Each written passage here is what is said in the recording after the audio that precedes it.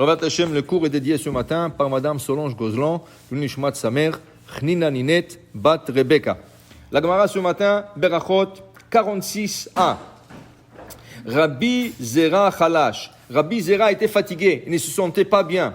Et pourquoi il ne se sentait pas bien? Rashi nous dit, nous réfère à une autre Gemara. La Gemara de Baba Metzia, qui nous dit que Rabbi Zera se testait chaque jour, voir si en cas où il va à l'enfer, est-ce qu'il va être brûlé par le feu de l'enfer?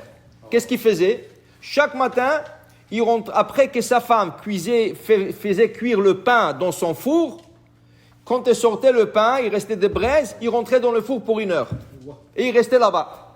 Imaginez-vous, le four, il est ardent. C'est ça?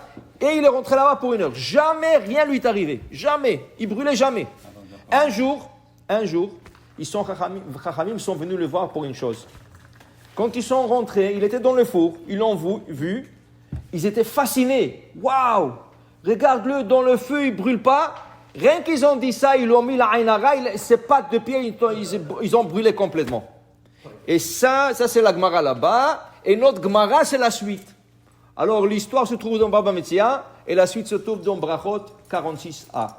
Alors dit la Gemara, Rabbi Zera Chalash, Al-Gabé Rabbi Abou. Il est venu le voir, un rabbin qui s'appelait Rabbi Abou. Il a vu, il connaissait l'histoire, qu'est-ce qui est arrivé. Il a fait un éder, le rabbin il a fait un éder, Bezrat Hashem, quand vous allez guérir, Avidna Yoma Tova le Rabbana, je ferai une grande fête pour tout le rabbin de la ville, quand vous allez guérir. Et Baruch Hashem Itpar, il a guéri, Rabbi Zera a guéri. Alors Rabbi Abou, il a gardé parole, il a fait une grande fête, il a invité beaucoup de rabbins. Arrivé dans le repas, il a fait un grand repas. Arrivé dans le repas, il lui a dit, Bechavod, Rabbi Zera, je fais cette fête à votre honneur, s'il vous plaît, faites-nous le moti. Faites la bracha de moti pour tout le monde. Alors, il lui a dit, non, s'il vous plaît, ne me donnez pas cet honneur. Okay? C'est vous qui vous devez faire le moti. Il dit, pourquoi? Alors, la Gemara explique pourquoi après. La Gemara explique, quand tu invites quelqu'un, et tu lui donnes le kavod de faire un moti, lui, il ne sait pas combien de pain que tu as. Tu l'as invité pour Shabbat. Lui, il ne sait pas combien de halot que tu as acheté. Est-ce qu'il coupe de petits bouts, de grands morceaux, de petits morceaux? Il ne sait pas. Tu le mets dans l'embarras. Dans ce cas, c'est mieux que jamais tu donnes à l'invité de faire le moti. Tu le fais toi-même et tu ne donnes pas à l'invité. Ok. Alors, Rabbi Abou a pris le moti. Il a fait le moti. Quand ils ont terminé le repas, il lui a dit, Bechavot, fais-nous zimoun. Fais-nous birkat Amazon, à haute voix, pour tout le monde, zimoun. Il dit, non. Rabbi Zera, il refuse encore. Il dit, pourquoi? Il dit, celui qui commence les mitzvahs doit la terminer. Vous avez commencé par le moti, vous devrez terminer le repas par le zimoun. Dit la Gemara, vehu savar keman. Mais Rabbi Abou, comment? Il se passe à la chôte là? Comment Rabbi Zera doit lui dire? Rabbi Abou aussi, ils sont mités. Il dit non. Lui, il pensait comme Rabbi Shimon ben Yochai. Qu'est-ce qu'il disait Rabbi Shimon ben Yochai? Ba'al habayit botzea. Ba'al habayit fait le moti. Oui. Mais l'invité doit faire le zimoun et le birkat Amazon. Pourquoi? Kedei shevarech le ba'al habayit. Afin qu'il donne la beracha à l'hôte.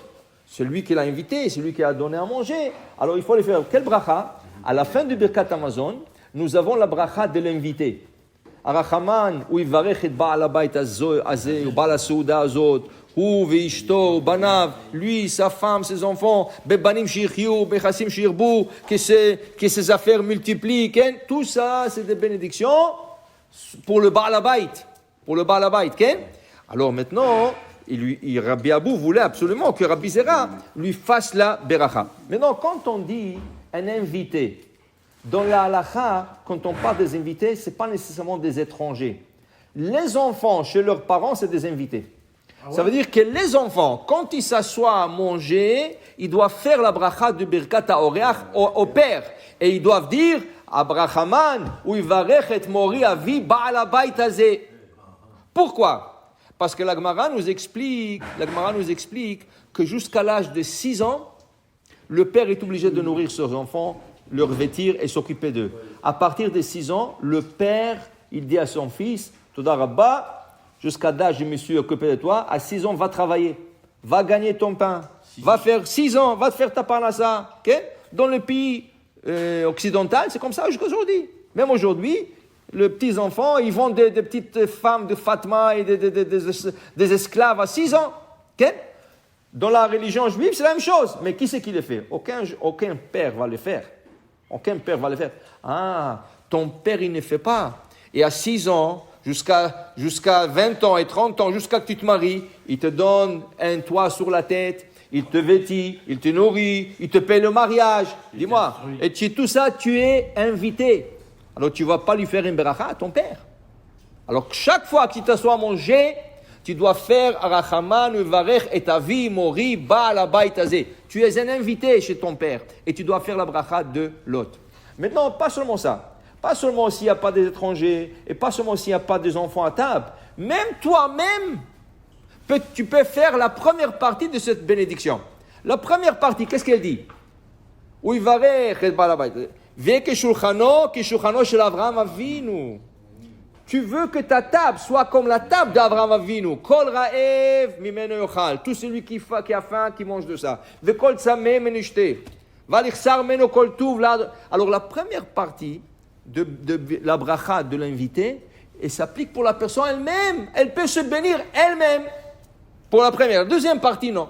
La deuxième partie, c'est quelqu'un vraiment étranger ou quelqu'un invité. Mais la première partie, tu peux la faire toi-même. Que tu te bénis, que ta table soit comme la table de Avraham Avinu. Alors voilà que ce repas s'est terminé, que Rabbi Abou a fait le moti et Rabbi Zera a fait. En passant, qu'est-ce qu'on voit? Quand quelqu'un, il a eu quelque chose de hors de l'ordinaire, par exemple un accident, comme Rabbi Zera, c'est un accident qu'il a eu. Il a brûlé ses pattes. Oui. Tu dois faire une souda. Tu as eu un accident de voiture, Haz Shalom. La voiture est complètement accordéon, écrasée. Et toi, tu es senti indemne. Oui. Tu dois faire un repas. Tu dois venir à la synagogue, faire un repas, inviter des chachamim, un repas de Odaya, un repas de remerciement. En États-Unis, ils ont ce qu'ils appellent Thanksgiving. Okay? Comme si on manquait nous de fêtes. Il y a beaucoup de juifs qui le font aux États-Unis. Comme si on manquait de fêtes. Regarde, tout le calendrier est plein de fêtes. D'abord, tu as Shabbat chaque semaine. Après, tu as tous les fêtes. Pesach, Shavuot, Sukkot, Rosh Hashanah, Kiv, tout ça. Et après ça, tu as toujours des occasions religieuses. Brit Mila, Bar Mitzvah, Hatuna, Bli Aina Rengebu. Alors, on avait besoin de Thanksgiving. C'est quoi Thanksgiving? Parce qu'il y avait une sécheresse. Et à cause, tu sais combien de sécheresses il y avait en Israël? Et à cause vous donnait chaque fois de la pluie, Masechet Ta'anit. Tu prends la Gemara Ta'anit, ça parle de sécheresse en Israël. Et ça parle, qu'est-ce qu'il faut faire? C'est jamais écrit là-bas qu'il faut faire Thanksgiving. Okay? Alors le juif, il copie toujours chez le Goïm, malheureusement. Ils prennent toujours de coutume Goï. On n'a pas besoin de Thanksgiving. Chaque matin, tu dis Thanksgiving. Chaque fois, toute la journée, tu remercies Akadosh Baruch Hu.